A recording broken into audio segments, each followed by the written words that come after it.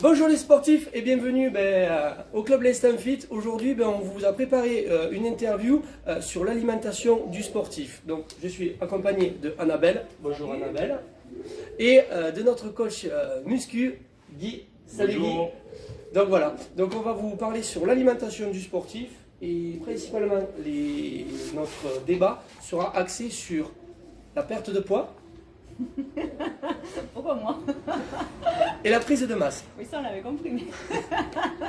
Juste avant de commencer notre débat, on va vous donner déjà l'essentiel, c'est les réflexes à adopter pour l'alimentation, mais aussi l'hydratation des sportifs. Donc quelques réflexes, je laisse Annabelle commencer. Mais tu l'as dit, c'était l'hydratation, s'hydrater. Comment boire, quoi boire, pourquoi boire. De l'eau, pourquoi? Parce que pour renouveler cette eau qui est dans le muscle et qui des fois est toxinée, et qui est pleine de toxines, et donc les faire partir et renouveler de manière à ce que la densité du muscle s'en ressente. Okay. Bien boire et de l'eau. Deuxième chose, ça on le fait souvent, c'est ne pas grignoter. Toi. Oui, c'est vrai, j'avoue. Ne pas grignoter. Si, grignoter des bonnes choses. Oui. Pas les gâteaux au chocolat. En fait, toujours être concentré sur ce qu'on avale, ce qu'on va mettre à la bouche et tout simplement savoir si c'est bon, si c'est pas bon. Donc, qu'est-ce que ça nous apporte, c'est bon, si c'est pas bon. Une banane. Voilà, donc égale source de glucides, donc c'est une bonne chose. Des amandes. Source d'acides gras, essentiel, très bien aussi. Non, en fait, il faut toujours alterner entre source de protéines et source de glucides régulièrement dans la journée. Faible quantité sur les sources de glucides, notamment. M&M, c'est des cacahuètes. Guy, t'es pas obligé de répondre à ça. Je pense qu'il y a un peu de sucre. Bon, on continue. Les excès, espacer les excès. On a droit aux excès, mais pas beaucoup en fait. Ouais. On a droit, c'est déjà pas mal. Dans le cadre d'une perte de poids, l'excès, tu vas pouvoir commencer à te faire plaisir au bout de certaines périodes suffisamment longues pour que ton résultat soit probant et que tu sois contente de ces résultats, qui va te permettre d'être motivé pour continuer. Donc par contre, à l'issue de cette période plus ou moins longue, je dirais éventuellement 3 semaines, un mois, me semble évident pour avoir un résultat conséquent. Et à partir de là, commencer un petit peu à se faire plaisir, notamment le week-end, par exemple. Mais le week-end, il faut faire attention parce que les gens ils commencent à se faire plaisir le vendredi soir, le samedi midi. Voilà, quand je dis le week-end, ça veut dire que c'est pas du vendredi soir, le repas du samedi midi, le repas du samedi soir, etc. C'est un excès dans le week-end. Un excès dans le week-end. Ouais. Dans Ok. un repas. Et reprendre les bonnes habitudes dès le lundi. Attention aux excès. Ok, varier son alimentation. C'est quoi? C'est la répartition alimentaire, les glucides, les lipides. Ne pas oublier qu'il y a des équivalences, donc dans les sources de glucides, il y a des équivalences, et donc s'en servir. Sources de glucides, notamment donc féculents, ça ne se limite pas à pâtes, riz et pommes de terre, il y a autre chose. Donc varier pour bien tout. Voilà, donc essayer de réfléchir et de penser qu'il y a d'autres. Il y a des équivalences, on appelle ça des équivalences. Des petits pois. Oui. Pois chiches, lentilles, etc. Quinoa, boulgour. Ok. Ça, on revient à ça, le bon gras et le bon sucre. Qu'est-ce qu'un bon gras, qu'est-ce qu'un bon sucre? Le bon gras, c'est des acides gras essentiels, donc il faut les connaître. Il faut les connaître et s'en servir. Et ne pas oublier d'en consommer au moins un petit peu par jour, tous les jours. Et surtout, le mauvais gras, c'est tout ce qui est cuisson, c'est-à-dire acide gras dans les cuissons, ça c'est systématiquement à enlever. On va enchaîner donc sur nos questions. Donc Guy répondra à Annabelle pour la perte de poids et à moi-même pour la prise de masse. Ok, vas-y Anna, je te laisse poser la première question. Alors, combien de repas dans la journée? Pour une perte de poids, je dirais que les 3 principaux repas sont à maintenir. Et surtout, ne jamais avoir faim dans la journée. Donc, éventuellement, ne pas hésiter à mettre une collation, soit dans la matinée, si la journée a commencé relativement tôt, notamment, soit dans l'après-midi, si ça fait un petit peu trop long. Soit à fin de matinée, soit après-midi. À milieu. Ou les deux. à milieu, de Je manière. peux faire Ça en peut être termes- les deux, ça peut être les deux, surtout si la personne a une activité physique en toute fin de journée, par exemple de style 19 heures.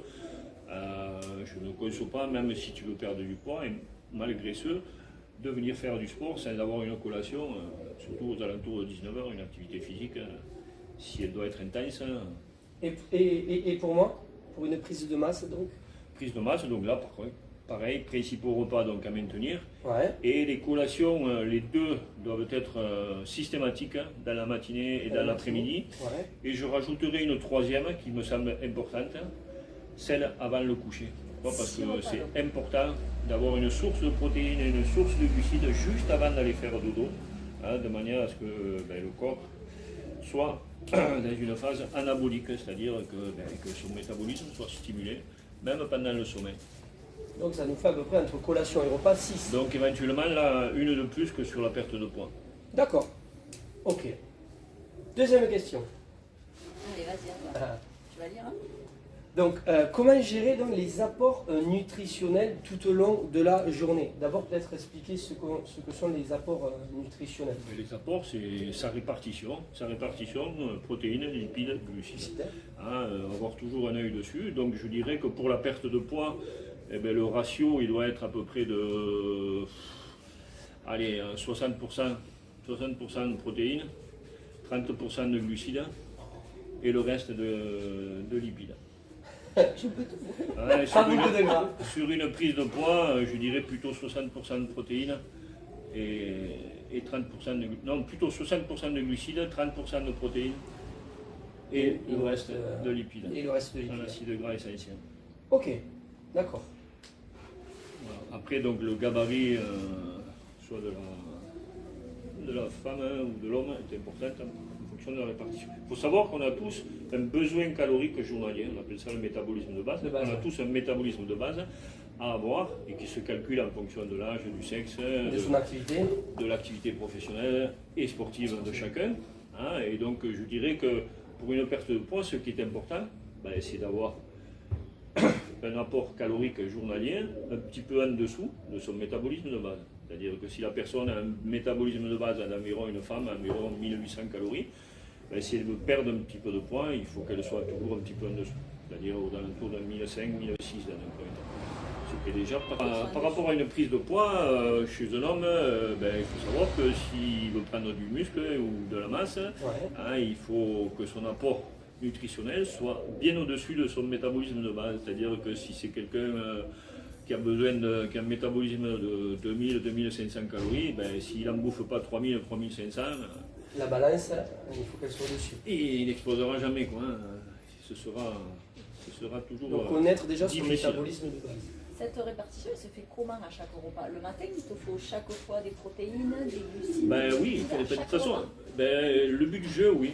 Le but du jeu, oui, c'est que régulièrement dans la journée, ton corps ait les deux sources principales, c'est-à-dire glucides et protéines, régulièrement dans la journée. Si on a mangé Il faut plus savoir, de glucides le matin, il faut on savoir va une intégrer chose, le soir. que notamment dans la perte de poids, ta source de glucides, c'est-à-dire notamment les féculents, il faut qu'elle soit en petite quantité, de manière à ce que le corps il ne fasse pas trop de gras. Hein. C'est-à-dire que cet apport en féculents, en glucides, il te servent d'énergie, donc c'est-à-dire le corps va l'assimiler régulièrement, sans en petite quantité, de manière à ce qu'il n'en stocke pas, Ouais, qui le hein. dépasse. qu'il le dépense et qu'il s'en serve de carburant. À l'inverse, où sur la prise de poids, l'apport par prise va être un petit peu plus conséquent. Pourquoi? Parce que il faut faire en sorte que quand on veut prendre du poids et de la masse musculaire, il faut faire abstraction que si le corps il prend un petit peu de gras, tant pis, on le fera partir quand ce sera le moment. Mais tu ne peux pas faire une prise de masse sur une période suffisamment longue sans prendre un petit peu de gras. Hein, et après, c'est le métabolisme de chacun qui fait que ce sera plus ou moins important. Ok. Donc glucides même le soir. Oui, dans le cas d'une prise de poids, oui. Non, perte de poids. Perte de poids, ça peut être présent le soir, en faible quantité, mais de préférence, si on veut être de plus en plus pointilleux et au fur et à mesure qu'on avance dans la perte de poids, notamment le repas du soir, c'est celui qu'il faut qu'il soit le plus... Donc le soir, logiquement, les glucides, s'il n'y en a pas, c'est encore mieux, quoi. Donc le soir, ça reste principalement crudités ou légumes, viande ou poisson. Ok. Et stop. La question que beaucoup de sportifs se posent. Ouais. Faut-il manger avant, après l'entraînement? Avant et après ou avant, après? Ben, je dirais que dans le cadre d'une prise de masse musculaire, de suite après l'entraînement est très important. Pourquoi? Parce que l'activité physique aura fait que la glycémie dans le sang aura chuté. Et donc le corps, son métabolisme se met en veille. Hein, on appelle ça dans une phase catabolique. Donc c'est-à-dire que son métabolisme, la personne, tourne au ralenti. Donc le but du jeu, c'est de faire remonter cette glycémie dans le sang par une source de glucides type rapide, hein, c'est-à-dire soit un fructose, soit... Des bonbons? Non, j'ai pas dit sucre rapide. C'est pas dit sucre rapide. Enfin, des mauvais sucres rapides. Donc, source de glucides et source de protéines de suite après l'entraînement me semble important. Quand je dis de suite après l'entraînement, c'est dans le quart d'heure qui suit, ça c'est très important. Hein? D'accord. Et dans la perte? Dans la perte de poids, éventuellement une source de protéines uniquement. Après ou avant? Après ou avant? De suite après. De suite après. Oui, parce qu'on fait en sorte... On fait en sorte que quand même on veut perdre du poids mais garder du muscle pour que la peau soit suffisamment élastique. Donc, et comme l'apport en protéines est souvent il est un petit peu léger, ben, il ne faut pas hésiter à ce moment-là de prendre une prise, notamment en complément. Donc, je rebondis sur la question suivante. Tu nous dis donc de prendre le repas après l'entraînement, mais moi mon repas, je vais m'entraîner et mon dernier repas est assez loin et pendant l'entraînement j'ai une baisse d'énergie. Qu'est-ce que je peux faire pour y remédier? Mais là, il existe des compléments alimentaires avec ce qu'on appelle des acides aminés et des acides aminés spécifiques justement pour ce genre de choses, qu'on appelle ça des BCAA, qui sont à prendre notamment en milieu d'entraînement et de suite après l'entraînement.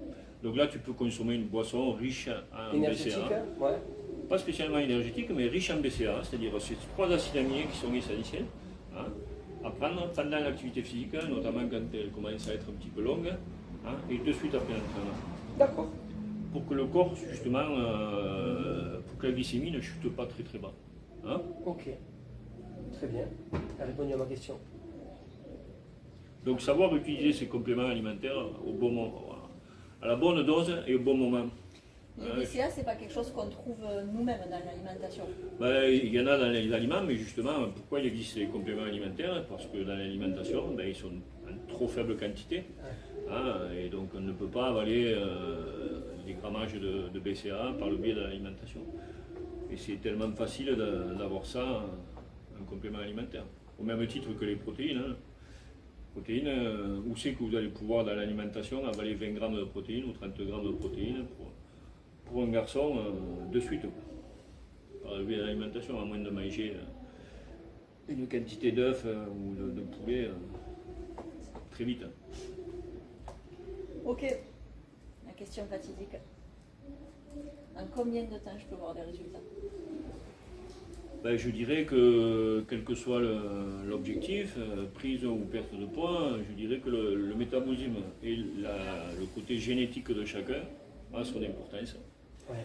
Et après, si l'alimentation est très équilibrée et très adéquate, que ce soit toujours selon l'objectif, je dirais que les résultats ils sont rapides au début. Au début, c'est par la suite que ça se ralentit. Et c'est justement qu'il faut persévérer. Pourquoi? Parce que le métabolisme, une perte de poids, le but du jeu, c'est de perdre du poids, c'est un fait, mais ne pas le reprendre après, par la suite. Pourquoi? Parce qu'il va arriver un moment où la personne va saturer. Elle va ressentir le besoin de manger un petit peu plus normalement et à sa guise. Et donc, par contre, il faut attendre une période suffisamment longue pour que son métabolisme ait eu le temps de se modifier. Hein? Et quand je dis suffisamment longue, ça passe fatalement par une période minimale de 3 mois, 3 bons mois. 3 bons mois, tu peux modifier ton métabolisme et là tu peux commencer à avoir une alimentation différente sans pour autant que ton corps ils se remettent à reprendre du poids. Dans la perte de poids, dans tout ce qu'on a dit, c'est une hygiène qu'on peut avoir à vie ou c'est juste à un moment donné, une fois que tu as atteint le poids que tu veux, tu dois repartir sur... Moi, mon expérience va me faire dire que je ne connais pas une personne à qui j'ai fait perdre du poids ou qui est, sans passer par moi, quelqu'un qui a perdu du poids. Je ne connais pas quelqu'un qui, si elle y est arrivée à perdre ce poids, fatalement, elle s'est habituée à une alimentation. Et fatalement, son corps il s'y est accommodé. Et fatalement, elle y revient. C'est-à-dire qu'elle se fait plaisir, mais fatalement, elle reprend ses habitudes derrière. C'est une hygiène alimentaire. Donc c'est une hygiène alimentaire à vie. Moi, si vous passez la journée avec moi, vous allez voir que j'ai une façon de m'alimenter qui n'est pas c'est pas le commun qui mange comme ça, quoi. Donc j'ai toujours une attention, mais je fais ça instinctivement parce que c'est dans mes gènes maintenant. Depuis le nombre d'années, je fais ça instinctivement et je me sens bien comme ça, quoi. Mais quand je me fais plaisir, je me régale de me faire plaisir. Des fois, le corps il l'assimile pas aussi bien parce que je sens que ça me détraque, hein, et je suis content de reprendre mes habitudes le lendemain. Je pense que ça n'a pas dû arriver souvent de manger 2 jours de suite complètement différent de mes habitudes. C'est pas possible. Parfois parce que je suis pas bien. On n'est pas bien. D'accord. Eh bien voilà, on arrive au bout de notre interview. On espère que ça vous a apporté des réponses.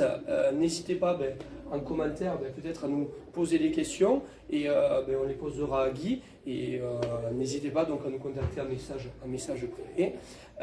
Voilà, c'était Anna, Guy et Ghislain en direct de l'Instant Fit. Bon.